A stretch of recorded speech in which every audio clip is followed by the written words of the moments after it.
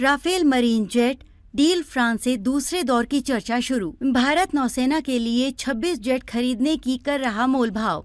हिंद सागर में तैनाती होगी। भारत 26 राफेल मरीन जेट खरीदने के लिए फ्रांस के साथ चल रही बातचीत के दौरान बेहतर कीमत पाने के लिए कड़ा मोलभाव कर रहा है। इस सौदे की कीमत 50,000 करोड़ रुपए से ज्यादा होने की उम्मीद है।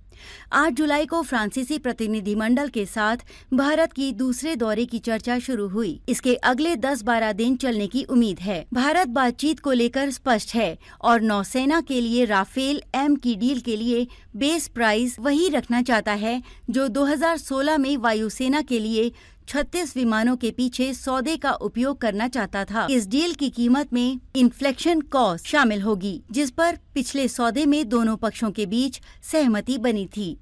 पिछले दौर की चर्चा जून 2024 में हुई थी। 26 राफेल एम फाइटर जेट खरीदने की डील पर पहले दौर की चर्चा पिछले महीने शुरू हुई थी। तब फ्रांस सरकार और 10 कंपनी के अधिकारियों ने रक्षा मंत्रालय की कॉन्ट्रैक्ट नेगोशिएशन कमेटी से चर्चा की थी।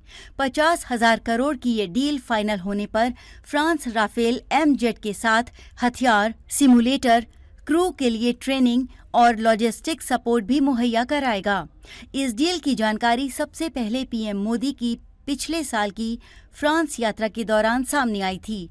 इसके बाद रक्षा मंत्रालय ने लेटर ऑफ रिक्वेस्ट जारी किया था, जिसे फ्रांस ने दिसंबर 2023 में स्वीकार किया। इस डील में और क्या-क्या रहेगा शामिल? फ्रांसीसी ऑफर में फाइटर जेट पर भारतीय हथियारों को असेंबल करने के लिए पैकेज शामिल हैं। इन हथियारों में Astra, air to air missile, aircraft carrier से ऑपरेट करने के लिए जेट में Indian specific enhanced landing equipments और जरूरी इक्विपमेंट्स शामिल किए हैं।